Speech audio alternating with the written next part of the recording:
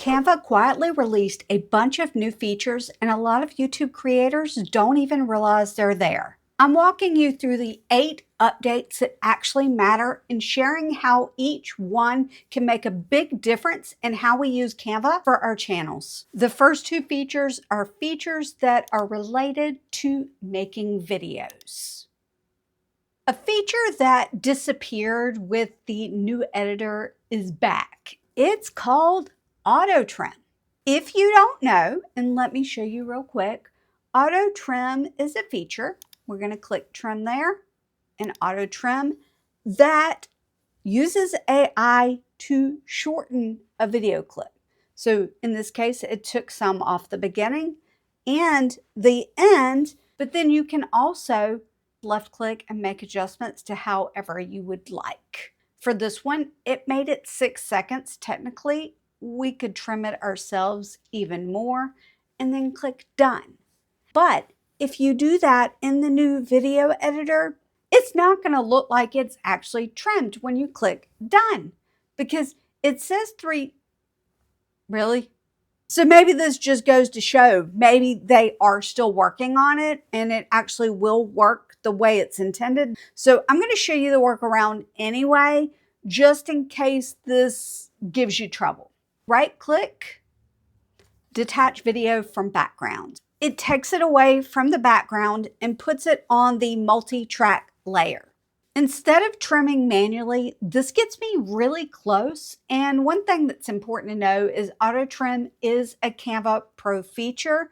So if you don't see it in your account or can't use it, that's just something to consider. For me personally, I use Auto Trim every single time I use a video inside of Canva.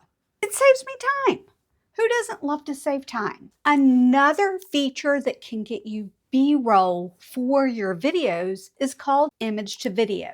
You can take a single image. We're going to click edit, go to Magic Studio, slide over, image to video. We're going to generate a 3-second video clip. I have actually used this feature in some of my videos. It's very handy when you only have a picture. There are a few important things to know about your feature. That's why I have filmed a dedicated video for this feature by itself. Those are the 2 video related updates, and the next few features that I want to share are all about working inside of Canva, just your everyday work that you're doing, making that a lot easier for you. Honestly, these features are not flashy, so I'm going to go over them really quick, but also share why I love them. We are in a thumbnail view here, which means we can see the thumbnail of what's on the design. If you don't see that, all you need to do is click Pages, and it's going to switch the view for you. But this first one is a downloading shortcut. Select the pages you want to download. So for me, I want to download these 3 thumbnails. I'm going to use Shift and then click and click again. So I've got the 3 pages. You can do this for as many pages as you want.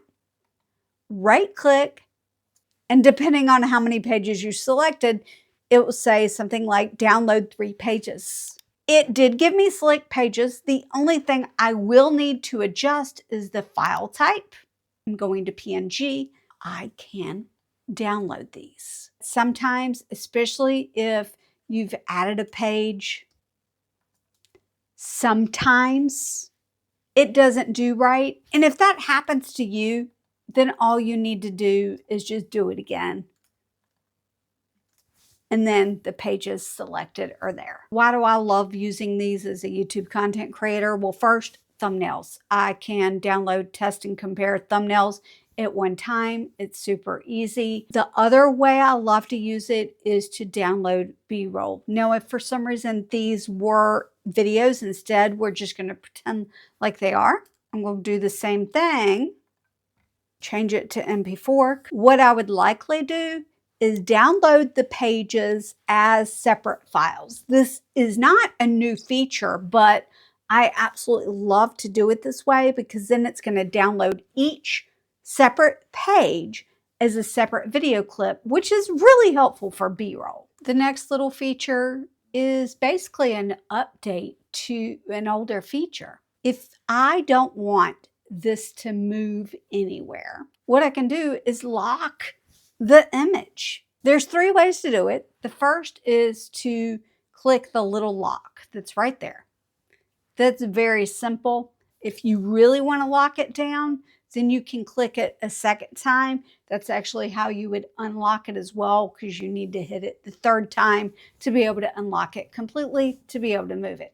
The other way you can do this is right click, go to lock, and then lock position only.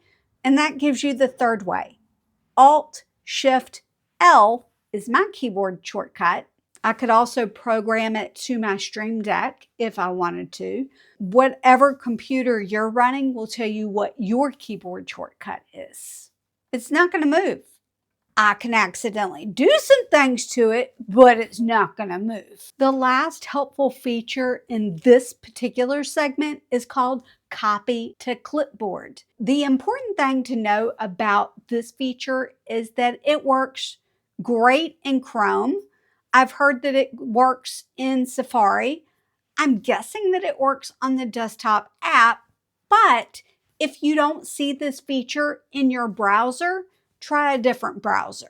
I decided I wanted to send this image quickly to a friend. I just wanted to get insight on what do you think about the layout, the color, and everything else.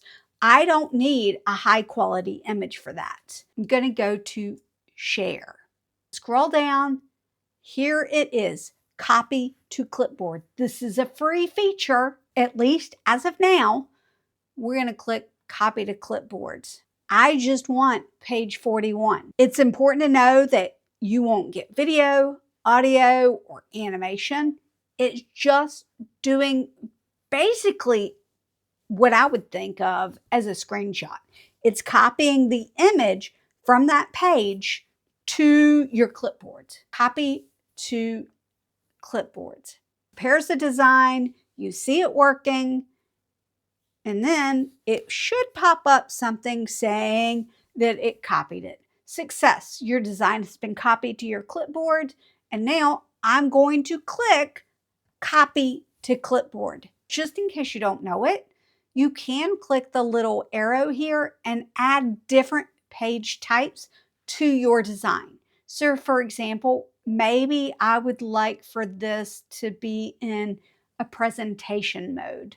Okay, well here it is. I've got a presentation. I'm going to paste that copied image. Control V. It is now a single image. From what I understand, the resolution is 72 dpi. I don't speak that, but what I do understand is this would not be good to print. It's not really the highest quality image, but I'm going to show you another way I use it with the next feature. It is really handy when you are sharing a bunch of different things with someone else and you don't want to store all of the things that you've had to download in the past on your computer. Next, I want to move into some image related features. The first feature is adding textures to images. That is key. These must be images in order to work. Select the image you want to add the texture to. Go to Edit. Scroll down to Apps, and here it is, Texture. This is a Canva Pro feature. They are all grouped by different styles: paper, paint, VHS, grit, film grain, light, fabric, grunge. Who knows, they could add more. Go to the style that you want. So for paint, click See All. I really like this one that's brush strokes at the end, but each texture you choose will have different options.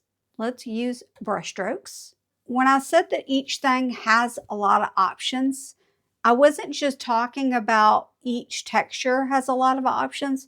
Within the specific texture you choose, there are even more options, specifically with blend mode. Let's just keep clicking. Multiply, I'm not going to say them, I'm just going to click. There are just so many different options that you could choose. See? I tend to just stick with the default, but I do find occasionally that overlay or darken works really well, depending on the image that you're using. The other thing that you can do is increase the scale of it. It probably does not look like it's doing much, but it actually is doing something. You can also rotate things around and even change the opacity. The most important part is that you click save. And the reason this is important is because if you don't, you won't get the texture added to your design. It also adds media to your library, and now it's here. Texture works on images with a transparent background too. Can you see the differences between these two images? Remember when I talked about copy to clipboard? What we need to do is copy this gradient to our clipboards. Share, copy to clipboard, and then copy to clipboard here. It's copied. Control V, I'm going to stretch it across. And this time I think we'll use a fabric texture. Scroll down, fabric, here we go. See all? There are many different options. Soft ripple. Ooh, smooth fabric. Let's try that one. Do you see how now this looks like fabric? That's amazing. These are good options. I am just going to go with the default. You can scale it in, rotate it. So let's rotate it a little bit, even reduce the opacity and save. I took a plain color, a gradient color, and made it look like fabric. I'm going to use this all the time. The reason why I love using copy to clipboard for that is so that I can quickly see whether it's exactly what I want without having to download that color to my computer and bringing it back in to do this effect on. If I know that I like it and I'm going to use it all the time, I would just download this instead. Since it popped up into my account, I have used it every single day. The next feature I want to share with you is editing in groups. This feature may seem like it's a small thing, but it's actually really huge. For example, all of this, if I wanted to adjust any single thing, then grouping it allows me to adjust the size really easily of everything so that it stays proportioned to each other. How do you group things? Let me show you real quick. Select Canva, Shift, and find B-roll. Control G or Command G, or you can click Group on the little icon, and now it's grouped together. Before this update, you could not edit in groups. You had to ungroup the thing and then edit your image.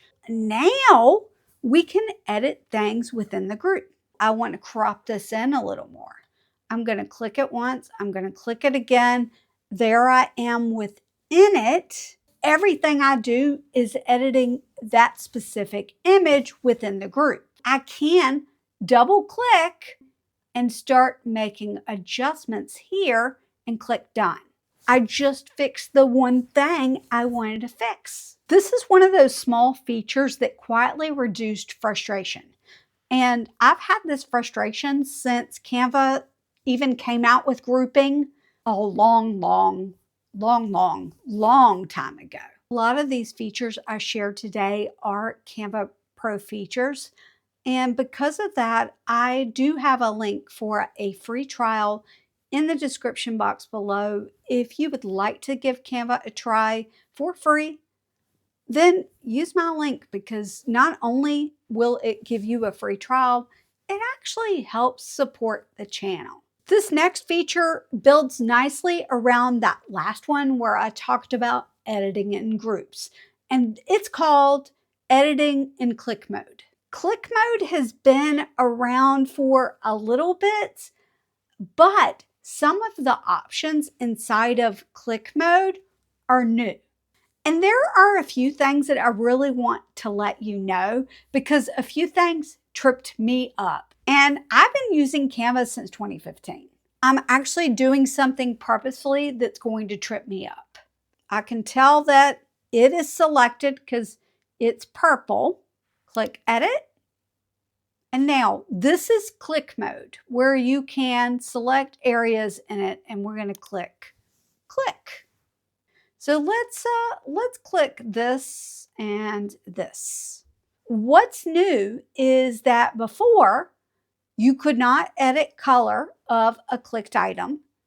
And I don't know that a lot of these items were there either. Here's a trip up. I clicked Magic Grab. This image is flipped. Flipped images aren't supported in this mode.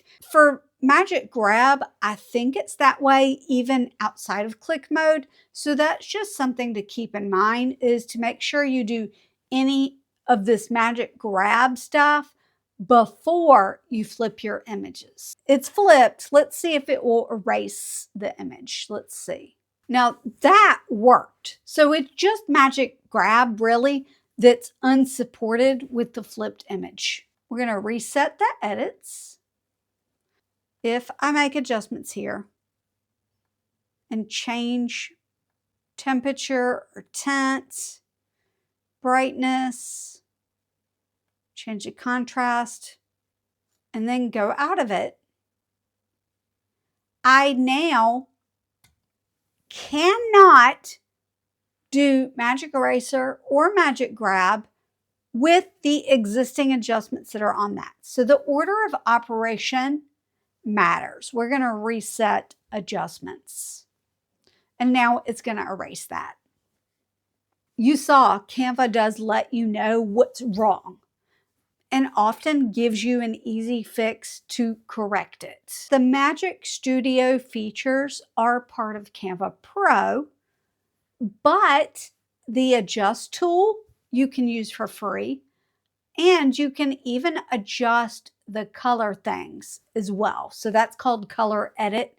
You can make those adjustments too. I briefly touched on image to video. I'll be walking through the important things that you need to know in the video that's on your screen. Your Creator Bestie out, and I'll see you in the next video. Bye.